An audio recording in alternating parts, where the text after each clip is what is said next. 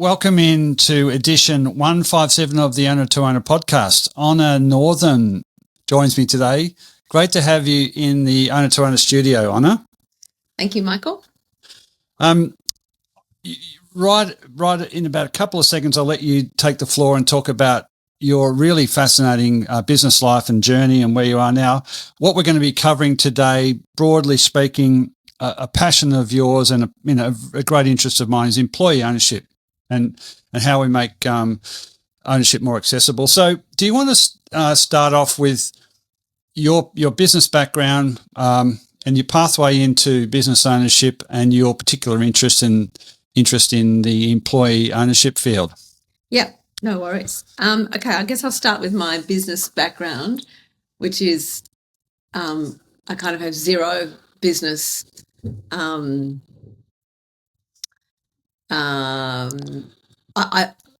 I have no qualification, but I often don't have a qualification for anything I do, but I end up doing it anyway. I am not even really a baker, yet I have a bakery, and I have no qualification. But I started in my laundry mixing flour and water and salt and watching what happened. And I think that there's, it's just the most, fermentation is just such a fascinating process. And if you're so your bakery is Honorbread. It's a very highly regarded sourdough bakery. Well, I don't know how highly regarded it is, but we're in a very small town and we're well supported within our town. And I know that tourists do come and on their way through. We're sort of 5 hours south of Sydney, about 8.5 hours north of Melbourne on the coast. So it's a pretty beautiful destination, and our bakery is jam smack in the middle. So we've had a very great, Tim and I have had 3 businesses together.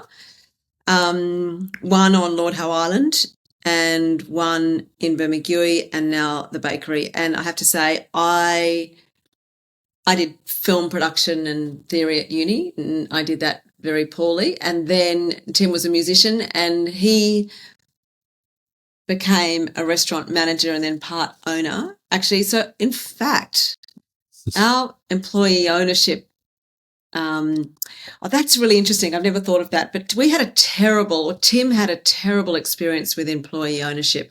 He was made a part owner in a business, and it went very pear-shaped. He was made a part owner. He was given a very small percentage of a business, and I think that was in order to incentivize him. Yeah. And then it ended up being he was given a small percentage of a business that was in a lot of trouble. So interestingly, and this is just occurring to me now, that I have been so passionate about this that the minute I looked up employee-owned trusts, which came to me just kind of by chance because I was looking up a community insurance model that they have in Japan, and I was Googling that, and I came across Employee Ownership Australia, and I started reading, and I didn't stop, and then I joined up immediately, and honestly, I've just had one moment where I had a red flag where I went to a kind of an Employee Ownership Australia Christmas party in a really swanky law firm, and I did kind of think, hold on a minute. There's a catch. What am I not seeing? Well, was that interest sparked because your husband, Tim? No, let me finish. The interest wasn't sparked at all. In fact, what I'm coming to understand as I'm speaking is that's why Tim has been very hesitant to be all embracing as I am. And that's because he was really badly burnt. He was badly burnt financially, because the business went under, but I think emotionally he was very badly burnt. So, in fact, there are many lessons, and now that it's suddenly dawned on me, I'm going to be looking into that. But I have a feeling, that's part of it. So, it's definitely. I mean, this is one of the things that we'll get to, but laying the groundwork for employee ownership for both the owners and the employees and everybody else is really important, and it can get overlooked, and people jump at things not knowing exactly what they're on the hook for. So also, they don't believe it. Like, everyone thinks, like my staff, Graham Nuttall, as you know, the architect of the model, came to Little Bermagui, and I sort of put it out there on my limited reach Instagram and said, look, we've got this amazing guy who changed legislation in the UK so that there are tax incentives. Like, this guy is the EOT bomb. He's coming to Bermagui, little Bermagui, and he's going to be in our town hall. Yeah. And all of about 15 people came, which was fine because that's 15 people who didn't know about it. And interestingly enough, one of those people was our now current general manager. And the fact that he came and sat at the back of the room and had enough, well, I guess he had the foresight and, interest to come. Yeah. That was one of the main reasons why I wanted to give him the job. Even though he was not convinced and he's still not convinced, I thought, well, at least you were there and you were open to hearing about it, and you were thinking, I'm going to be hopefully because we were interviewing at this point, this business might end up as an EOT and I need to know about it. So I like that. And then the other couple of people, there's people in that audience, and all of whom I'm now sort of connecting with in a different way, and we're going together down that road. So it was interesting. It didn't matter that it was the quality of people in that room, not the quantity. Yeah. But three of my staff were in there, and they came out, and I said, how was that? Thinking they're going to be like, oh my God, let's just get this through, 100% support. And they said, no, we're more confused now than we were before. And I went, oh, okay, it's not going to be a quick road. It's people don't believe that you could possibly have enough in your own life. Well, no, that's not even true. They don't believe that somebody in a position of privilege, being an employer, which can be a privilege, can be a burden, but would want to hand over financial gain to employees, because it rests on this concept. I will stop in a second. It rests on this concept that Tim and I have enough, and we do have enough. We have the luxury, because of this business, off the back of all the hard work from these employees, we own our own home. We, in fact, owned our own home. But we've managed to become financially secure from the work of the employees. So for me, it's a no-brainer that if I were going to sell this business, because I'm expiring very soon, like almost now, if we were going to sell this business, we would give it to those people who had put all the hard work in. It wouldn't be like, remember that little story, Little Chicken or whatever? The people who do the work should reap the reward, not someone in a town far away who then takes the profit out of our community. But the very people who have lost sleep, got up in the night, put up with my dumb ideas, put up with my poor communication, my lack of business skill. You mentioned three businesses that you had experience in. So you've developed a business IQ. So blood, sweat and tears and late nights and you don't, like, you can't train for that. You can't train for that, and you can't. But the thing is, you can't recover. For me, this is how it sits. I can't recover the time that I didn't spend with my children, or the time that I didn't spend with my parents or my friends. But what I can do is make sense of that. And the only way I can make sense of that is by doing something that continues to honour what has been done by everybody, not just me, but everybody. And the only way we can do that is to keep the business with all the lessons learned, all the systems implemented, with the employees, to continue doing everything great that it is doing, and to continue working on the not so great things that it's doing. So it's it's so easy for me to see this. Well, yeah, it is. I don't know how many business owners, though, are prepared to forego. So this is a big question, right? So what are we foregoing? Financial. It's better financially for us to transition to an EOT than if we sold tomorrow. So if I was to sell tomorrow and say we get $100 for our business, that's it. We get $100. If we transition to the EOT and I retain 20% of it, say I give 80% to the employees, I then get over the rest of my life 20% of this fantastic business. So it's actually it's a financial boon for me. Yeah, because you're not selling the whole thing. Well, I'm not selling the whole thing, and Yeah. So no, I'm just trying to get, because where employee ownership is a very broad topic. I think you and I, in our couple of interactions before this, want to see more sharing, more employees engaged, and the research and the work that Graham Nuttall and co do, Employee Ownership Australia, is that those businesses are better performing. Couple of things though, EOTs aren't yet legislated in Australia. So do we want to talk about why not? Well, we'll come to that. The thing is, in the work I do, there's a lot of small businesses that come to me, and the most natural buyer of their business is a couple of key employees. So that's what happened to us. We sold our second business. Our first business was called Pandanus Restaurant on Lord Howe Island. The second one, which we were under a special kind of arrangement where we didn't lease it. We just occupied it. We went in with nothing. We were left with nothing, but goodwill and a lot of experience. Then our second restaurant, we leased from the Fisherman's Co-op. We couldn't sell that, even though it was a great business. I mean, it wasn't a great financial business, but it was an excellent community business. And eventually we financed for our manager to buy it. And that was the best business decision we could have possibly made. And she has only just now put it on the market. So you basically lent her the money to buy it, and she was the one that you were confident could continue to run the business. Well, she'd already run it for 2 years. She'd been our manager for 2 years and done a brilliant job. I could not fault her. So and she's a natural buyer, and if you're going to lend money to somebody to buy the business, somebody like that knows how it works. That's not a bad investment or not a bad lend. Right, and everybody has benefited from that. I benefited from it. She and I are still incredible friends. She just did the grouting of my bathroom floor as a favour to me. I mean, you can't buy a friend like that.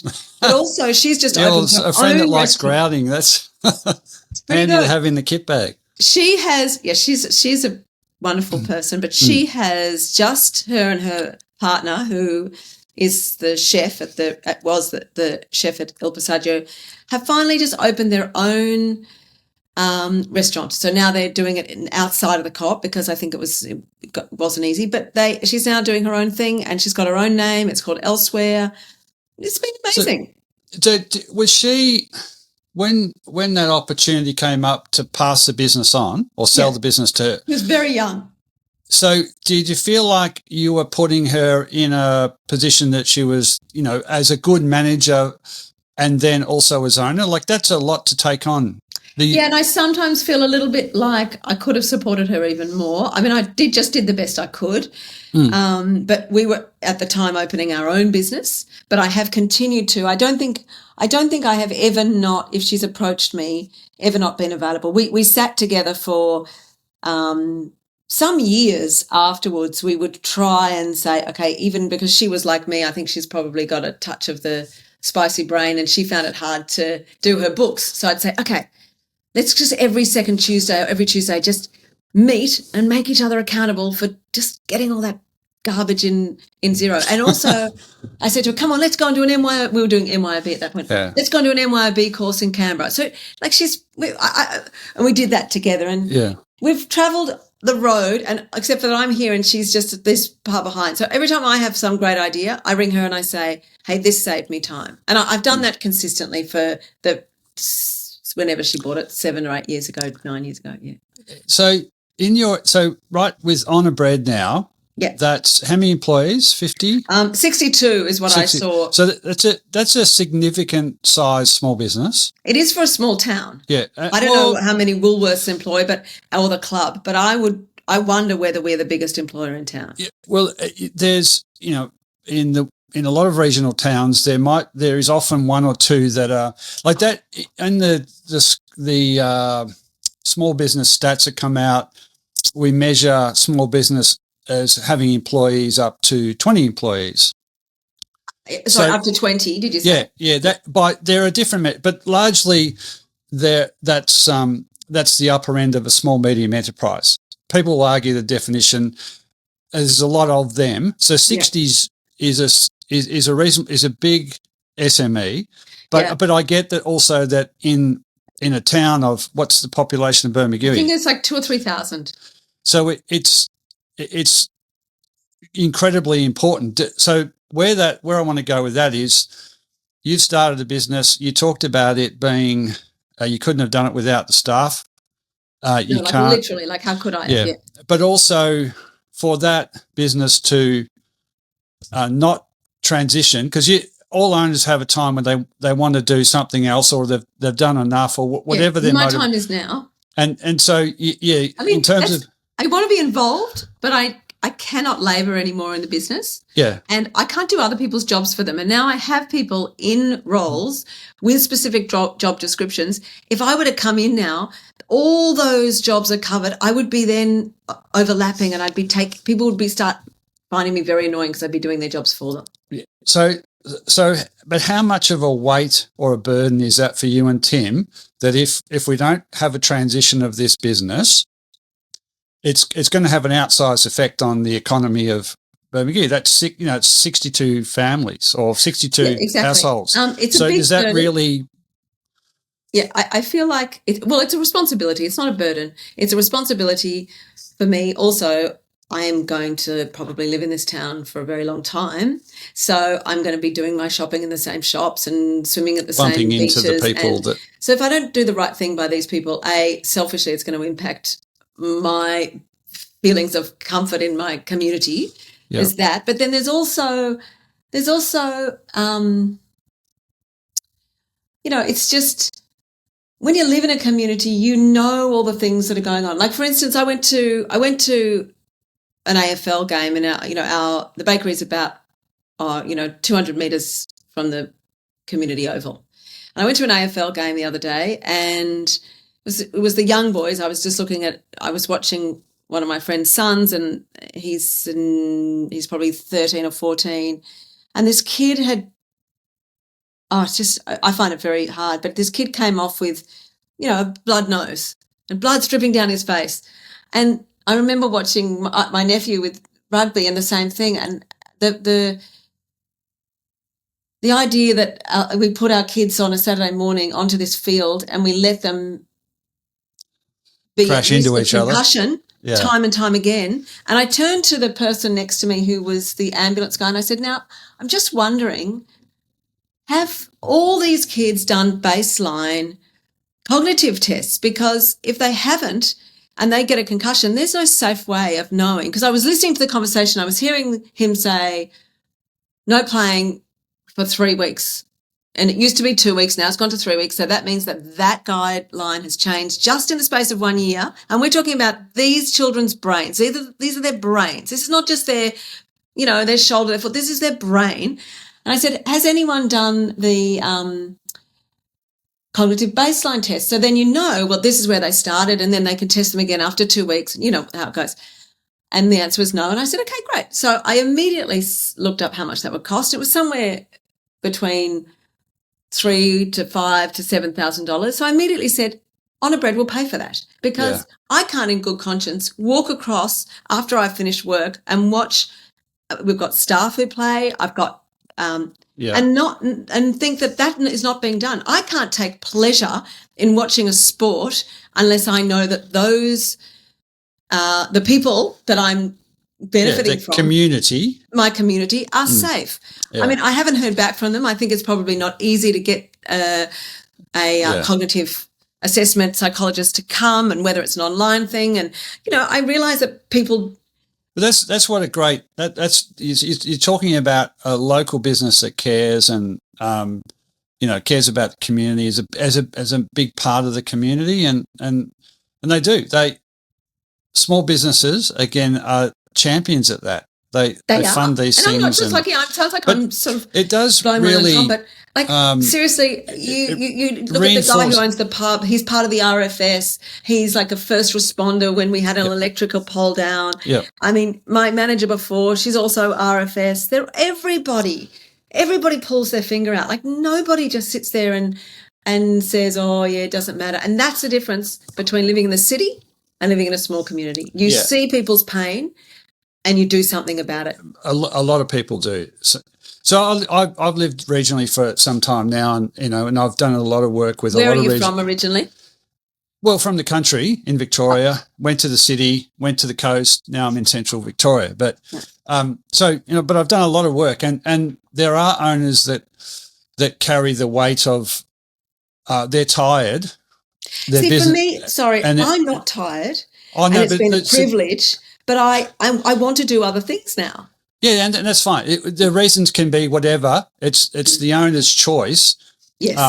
At a certain time, but they do worry about who does buy the business, and this is where I get in and have a lot of personal conversations with people because, like you said, they're going to be living in town. And whoever they're not going to be living in town. I'm going to be living in town. They're going to probably be living in Canberra or Melbourne or Sydney, and they're not going to see what's happening on that AFL field. They're not going to see the need of if it's bought from out of town. Yeah. So this is the point, right? Well, but it's for owners. It's a responsibility, a burden. It's something else that factors into their decision about what they want to do with their business. And I care deeply about that because they hold together these communities. They do things like donate money and the fact that we barbecue to kids. Like I've got a couple of kids who don't want to go to school at the moment. So they're refusing to go to school, and their friends, or one of them I don't know, but one of them is the daughter of some friends. And well, actually, that's not true. She was actually working for us over the Christmas holidays, so she was already an employee. And like, what do you do in that situation? Yeah, the kid decides they don't want to go to school, and which is kind of fair enough because it's not for everybody. And we have this fantastic, privileged position to be able to say, well, do you want to explore other things under our watch? We'll keep you safe. We'll pay you. We'll give you some. I mean, we're so lucky. We've actually even got an apartment above our bakery, so that can be used to house people if needed. Yeah. People landing, employees, non-employees, people landing in. I learnt the hard way of doing Airbnb and then being completely shocked that I had done something so morally offensive.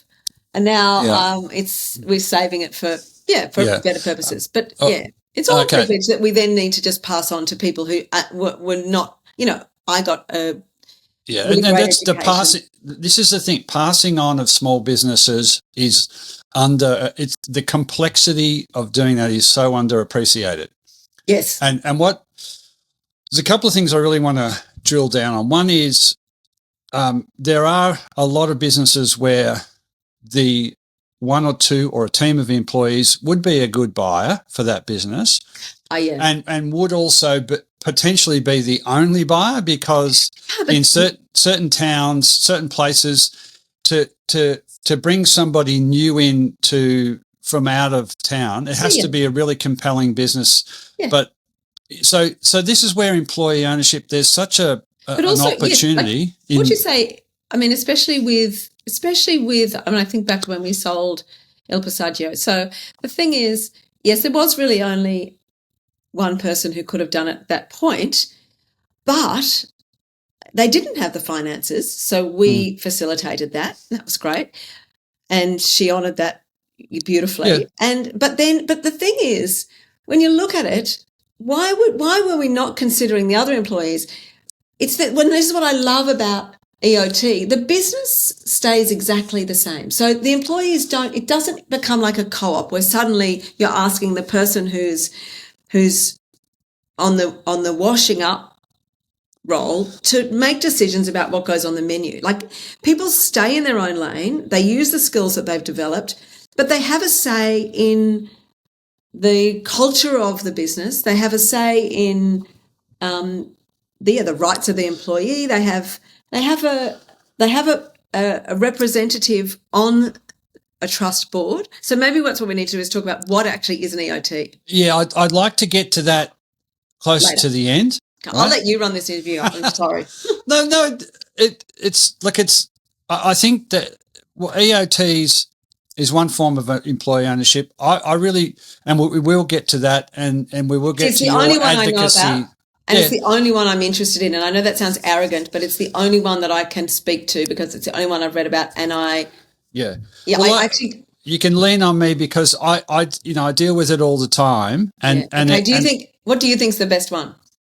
I don't think there's a best one or a worst. I think It's for there is what we want. What you and I want is for more employees to be actively involved and an owner potentially of the business that they work in.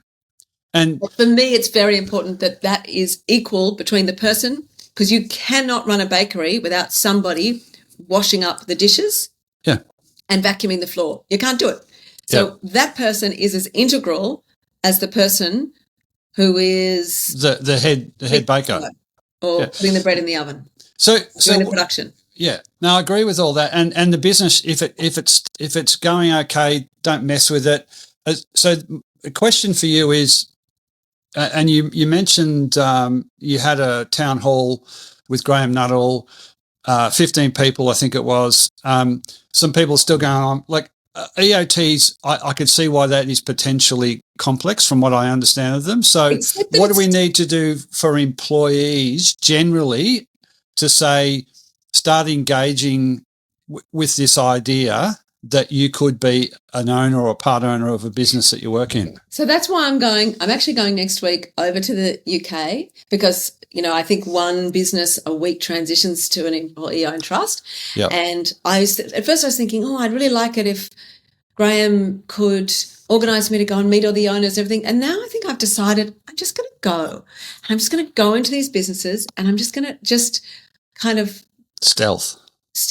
I'm going to go stealth, and I'm just going to put ask on a disguise, like I'm just going to be there with my moustache and sunglasses, and just say, so, "Hey, what do you reckon of this?" What's it like working for an EOT? Is it token? Do you actually have a say? Do you like the person who's representing you on the trust board? Are they actually holding meetings? Do you want to have a say? Do I want to know all that stuff because I feel like, yes, the legal side, I'll find a lawyer to do it. Yes, the accounting side. I mean, that's been really hard getting our accountants or any accountant to actually look at it. To date, I haven't had anyone say, this is a brilliant idea. I really want to learn. Because for people to do this, they have to be willing to learn along the way. And a lot of people... I think you mean the owners? No, I think. Just 1 second. Yes, I'm good, thank you. Yeah, all good, thank you. I mean accountants and lawyers who aren't doing this every day, But it just surprises me because I think you'd think there would be someone who has come from the UK who has this experience who's like, I do this all the time, and they could just set themselves up and say, I am the EOT accountant or lawyer. There are. Yeah, there are some. I'm having some problem. Ad block. It's okay. I'm back. Yeah. Now there are. I mean, there's employee share plans, which are, and I worked in a startup a while back, right? And it's part of sweat equity.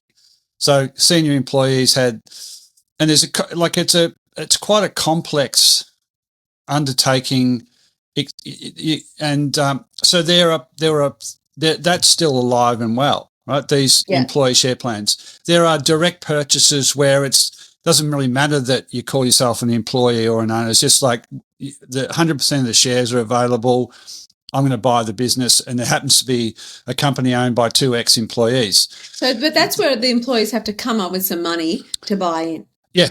Yeah, and see, that's what I'm against, because how on earth, when we're paying, seriously, we're paying award, just above award, we're trying to do as best we can, but the business isn't viable unless we do that. Yeah. How the hell does a kid who cannot afford their own home, can't barely afford the rent, come up with extra money to buy into a business? It's just. Well, it's an extremely challenging thing, and so the model it's prohibitive. So that's why EOT for me is the only model. And so we'll come back to that, and it seems that there is a pathway, but you're talking about levels of influence in being an owner. There's someone who wants to just take the business over and replace you in your business or me in mine, and make whatever money you make out of that business is very different to staying as in your lane as the employee, doing the dishes or whatever it is, and happy, but having connection to the business through being a part owner, a Yes, minority that's part what owner. my employees say. I don't want to be coming to meetings on a Friday night. I Yes. don't want, and I'm like, don't. This is the beauty of it. You don't have to do anything other than the exact job you're doing now. You don't even have to have a conversation with anybody about anything. You don't have to even think ownership. All you're going to get is extra money if this business continues, and our business has always turned a profit. It continues in the same vein, and unless some drastic thing, which could happen, we could have more bushfires, more COVID, life does throw up unexpected things. Yeah. Then, really all you have to do is say, pretty glad that Honor banged on about that EOT thing for all that time, because, wow, I've got an extra, might even be as small as $1,000, but it might, as we grow, which we plan to do, be an extra 2,000 or 3,000. But I think that's possibly, and I haven't had too many conversations around these, that model, but it's the cherry on top when the business is transitioned successfully to a new structure, so that the owners who are ready to move on, to stop whatever their day-to-day role, you're going to keep involved as a part owner. But then the business survives, the local, that economy isn't impacted with the loss of a 60-job business, and then I get a share, and I don't have to go to meetings, I don't have to put my house on the line, but I'm connected. I think that sense of, I'm assuming when you go and put your moustache on and go and interview all those employees, you might find out what are their that's motivators. Right. And when you were about to say a sense of ownership, weren't you? Okay, so what I think is people use that language that they have, and I hear that a lot.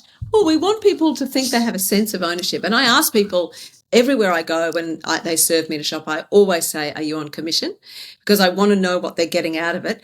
And then I think, I don't want people in my business to have a sense of ownership. I want them to have actual ownership. Yeah. I want them to have actual say and real reward, remuneration for being a part owner. So I don't just have a sense of ownership as the owner of Honorbread, I actually own it. And I want them to actually own it. So it's that distinction for me is why the EOT is very different. And I know I don't want to run out of time and not talk about why I think, and this is just my theory, about why we are so slow to pick it up.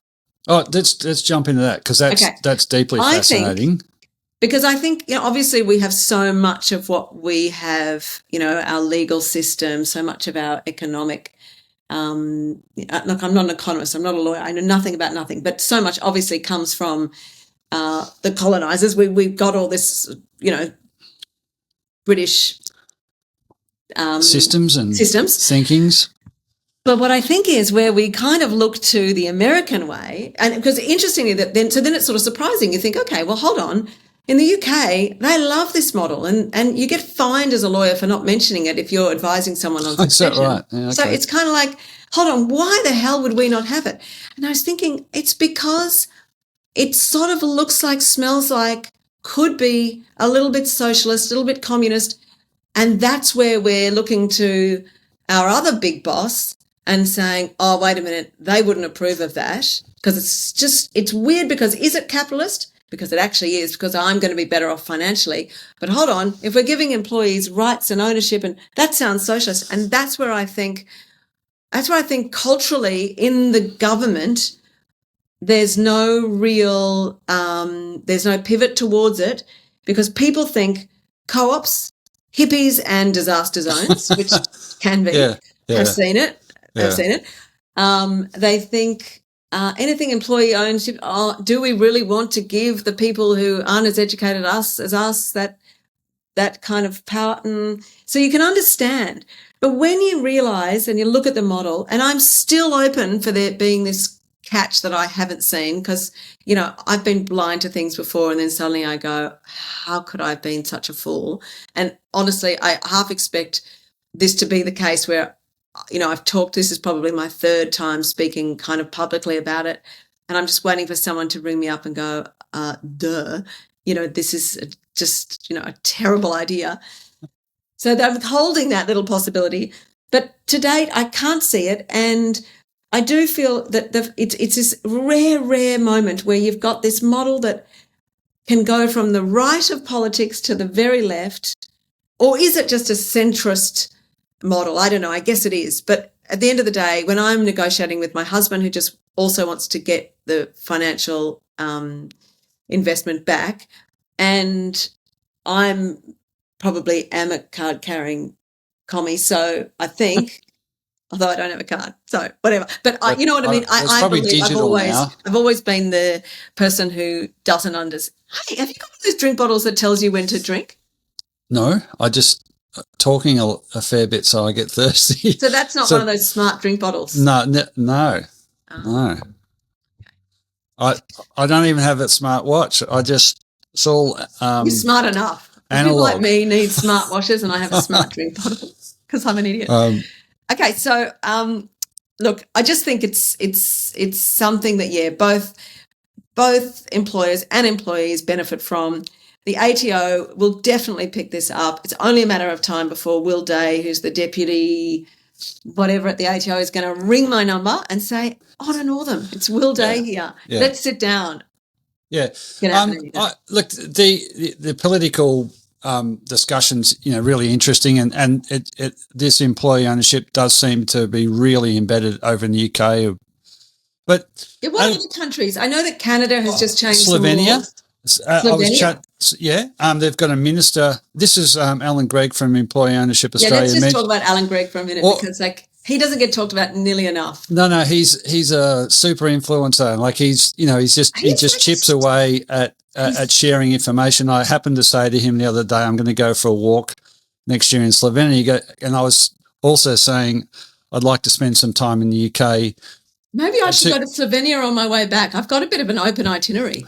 Well, there's a great walk that we're going to do, but he knows all this stuff, and he shares EOTs along the way on that walk because I can't go walking. Well, maybe they're employee-owned, guest houses and wineries and whatever. I'll find out. I'll send you a text when I'm there. But at a pragmatic level, where I see it is, I shared with you an article that I wrote a little while back, a while ago. I'm going to ask you about that. And this is the profile of the average Australian family balance sheet. I did this analysis based on ABS data or ATO, whatever.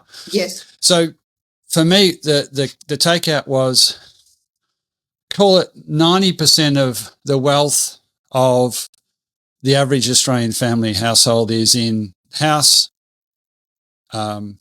managed and superannuation and managed investments. Business equity, look, it's all loosely defined, but the point was business equity was about 5 or 6%. Yeah. Which could say a lot about the way businesses are valued or not. And then furniture, flat screens and fridges, household appliances were higher in value. You're joking. So that's so absurd. So business equity doesn't get in. But people don't know what their business is. So I haven't had our business valued. And this is why this year has been about me researching EOTs and making contacts and just sort of gaining traction with the ATO, although I don't know whether I'm gaining any traction anywhere. But because I also have that fear that, wait a minute, how healthy is our business? And because Tim and I wore every hat until we found, it was a matter of first I was wearing one hat, then I was wearing 2, 5, 10, 12 hats. And then I was like, okay, too many hats, hand it to someone else, slowly hand them over to other people. It meant that I didn't really have time, or we haven't had time to know. You're so often flying by the seat of your pants or white knuckling it. Yeah. You don't know really. Yes, there's money in the bank. We're okay. Yes, we're paying our wages. We're okay. But I don't really have this grand oversight of how good our business is. Like, do we have a budget? Not yet. Do we have this is so vitally important because we're talking about a viable business, but is it worth 200 grand? Is it worth 2 million? Right? I don't know. It's certainly not worth 2 million, but I would say it's worth. But yeah, exactly. So in fact, this week I've said. I've actually asked our accountant, can you organise a valuation? And they said, not quickly. So then I got in contact with Michael. I've got this kind of competition going with Michael Pilbro. Do you know him? Yeah. He's great. And he and I are sort of, he's actually ahead of me, but I reckon when I go to the UK, I'm going to jump to the fore and be ahead of him because we're racing to see who gets an EOT first. Right. And he is just getting his business valued and he's given me the contact. So hopefully. So, and this is, to the point of the article I wrote is like, where is because there's a lot of businesses that have no understanding of what they're really worth. It produces some cash, pays for the car, whatever. Yeah, but I like the way you said we should be valuing our business regularly because that's our asset. But we don't. Why don't we? Well, because it's expensive. It's like $6,000 or $7,000, and no, it's not. It's not. It doesn't have to be that. It can be really complex and be 30 grand. It can be. You can get a cheap one. Go talk to a business broker, and they'll say we can sell it for X dollars without having done a lot of analysis. I offered our business to somebody to see because I wanted to know. I know of one person I thought might want it. Yeah. So I offered it to them. Anyway, they didn't want it, but I wanted them to just tell me how much they'd pay for it. I guess that was a bit mean, but they didn't want it anyway. But I thought this is the cheapest way for me to value this business. See, I think we've got. I do a lot of this diagnostic work with owners to say, I'm not pitching to sell your business. What I'm trying to achieve here is to help you understand if you had to sell tomorrow for whatever reason, what's the range of value? And it often brings a real shock. Yeah, and good because question. It's like, I need a lot more than that to retire, or my mate said this, or some family said so. And you could get 10 valuers to value any small business, and depending on the assumptions you make, and you can make a lot of broad assumptions. Just one person to want it, and whatever they're able to pay is the value of your business, isn't it? No. That's good. No. And that was a good way for me to answer. So you can now explain to all of us what it actually is. I think if you're going to, you need to be 3 to 5 years back in your plans to sell. You need to put to explain that. Sorry, you mean you need to get ready before 3 to 5 years before you actually want to sell. Yeah, if you ideally want to sell in 5 years' time, you should be about now saying, "Oh, okay, what's it worth tomorrow?" Mm-hmm.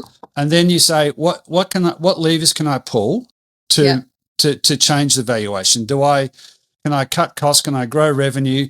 Can I increase my multiple, which is commonly used in?" But this is all on the understanding that you're just trying to get the biggest sum of money. No. It's just about saying what am I, like most owners don't have much of an idea. You give them some idea. You start to pull a few levers. Then you go, if you're really advanced, you start to think about who should buy it, right?